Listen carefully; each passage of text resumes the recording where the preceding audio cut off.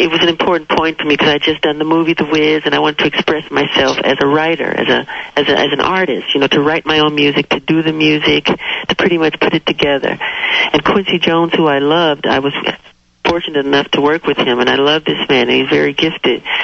But I was writing these songs at the time, like Don't Stop Till You Get Enough, Shake Your Body Down to the Ground, Billie Jean and Beat It. All these songs were written at this time. So I pretty much was setting mental goals of what I want to do as an artist. And that was a high point for me during the winning of the Grammys for the Off the Wall album. But I wasn't happy because I wanted to do much more than that. And I wasn't happy with, the way it was accepted, even though it was a huge success. It was the biggest selling album for the solo artist at that time. It was over 10 million.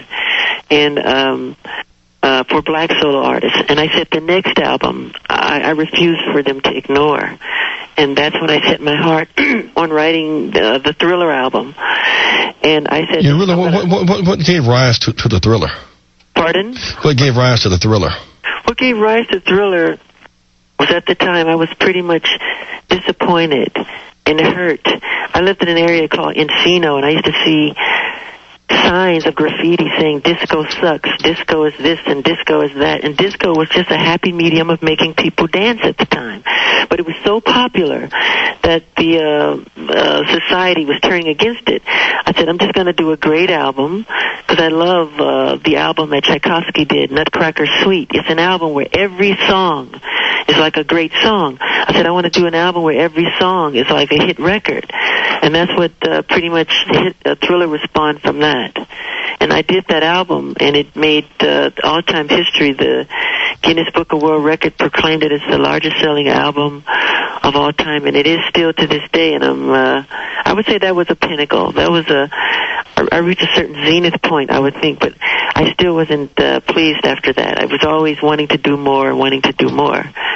And the Victory Tour came along. At some point, you reached out before we get to the Victory Tour, and we had this phenomenal crisis of people dying, and you used your celebrity to pull the artists together to do We Are the World. Yes. What was that like?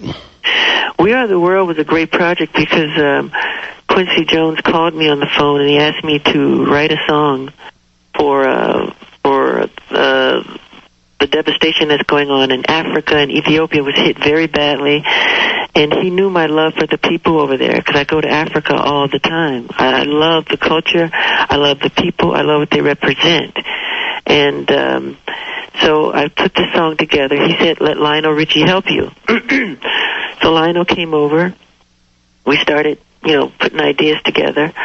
And we talked most of the time because we pretty much caught up with old times because I've been knowing Lionel Richie for many, many years. And so Lionel and I put something together, but I wasn't happy with it completely. So after that, I just went in the studio myself and pretty much completed it and finished it and packaged it and did all the music and put everything together and turned it in. And Quincy was very impressed with it, and he said, this is the song, we're going to go with it. And we put the song out. It became the biggest selling single in history. And it raised a lot of money. It was called USA for Africa.